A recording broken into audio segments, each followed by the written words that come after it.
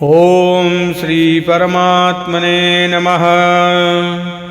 माघ मास शुक्ल पक्ष की जया एकादशी का महात्म्य।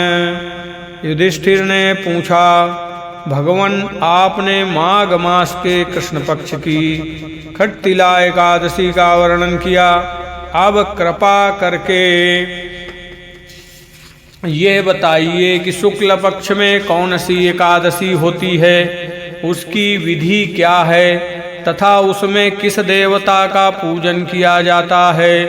भगवान श्री कृष्ण बोले, राजेंद्र बतलाता हूँ, सुनो। माघ मास के शुक्ल पक्ष में जो एकादशी होती है उसका नाम जया है। वो सब पापों को हरने वाली उत्तम तिथि है, पवित्र होने के साथ ही पापों का नाश करने वाली है तथा मनुष्यों को भोग और मोक्ष प्रदान करती है। इतना ही नहीं, वह ब्रह्म हत्या जैसे पाप तथा पिशाचत्व का भी विनाश करने वाली है। इसका व्रत करने पर मनुष्यों को कभी प्रेत योनि में नहीं जाना पड़ता।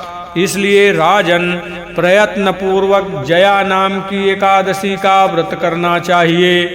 एक समय की बात है, स्वर्गलोक में देवराज इंद्र राज्य करते थे।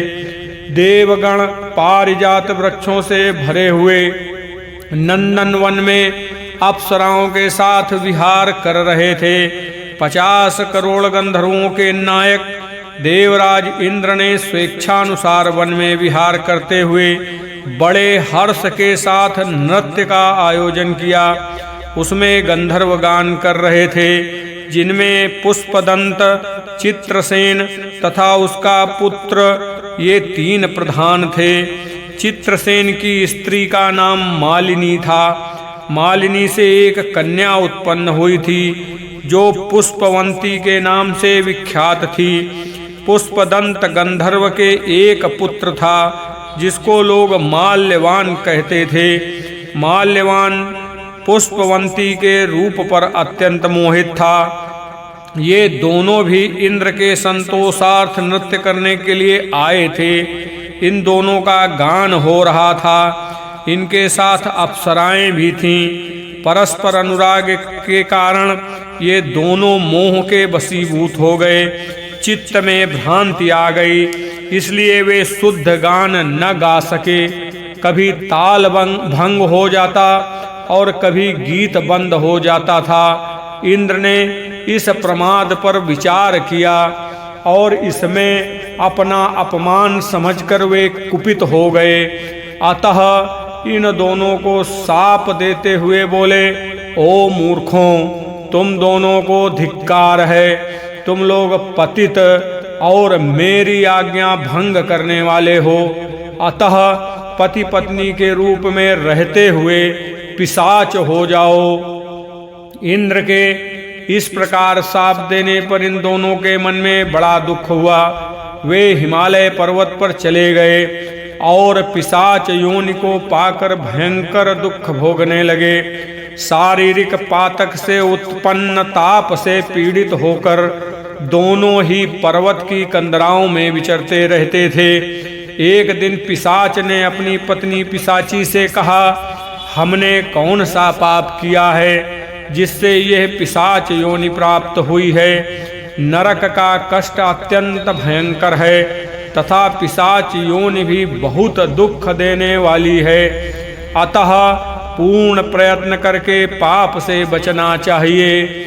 इस प्रकार चिंतामग्न होकर वे दोनों दुख के कारण सूखते जा रहे थे। दैव योग से उन्हें माघ मास की एकादशी तिथि प्राप्त हो गई। जया नाम से विख्यात तिथि, जो सब तिथियों में उत्तम है।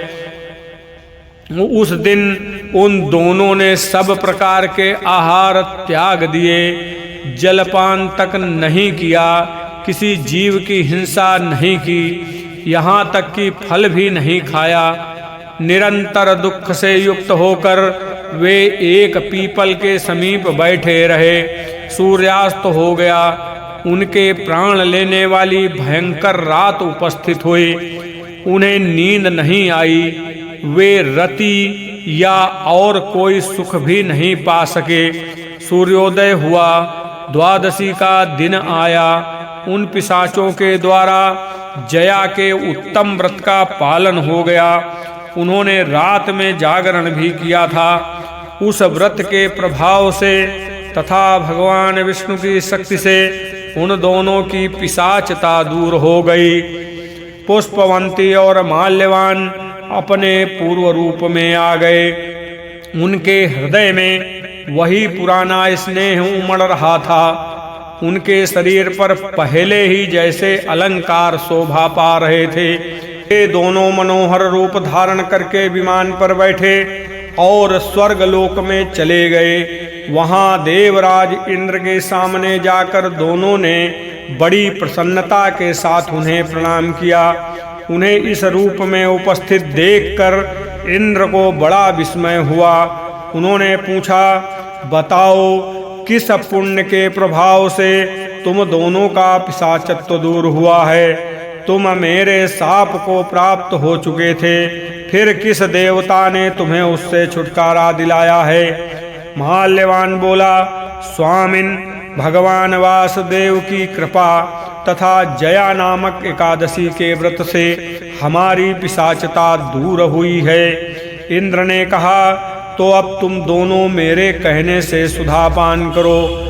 जो लोग एकादशी के व्रत में तत्पर और भगवान श्री कृष्ण के शरणागत होते हैं, वे हमारे भी पूजनीय हैं। भगवान श्री कृष्ण कहते हैं, राजन, इस कारण एकादशी का व्रत करना चाहिए। नृपश्रेष्ठ, जया ब्रह्म हत्या का पाप भी दूर करने वाली है। जिसने जया का व्रत किया है उसने सब प्रकार के दान दे दिए और संपूर्ण यज्ञों का अनुष्ठान कर लिया।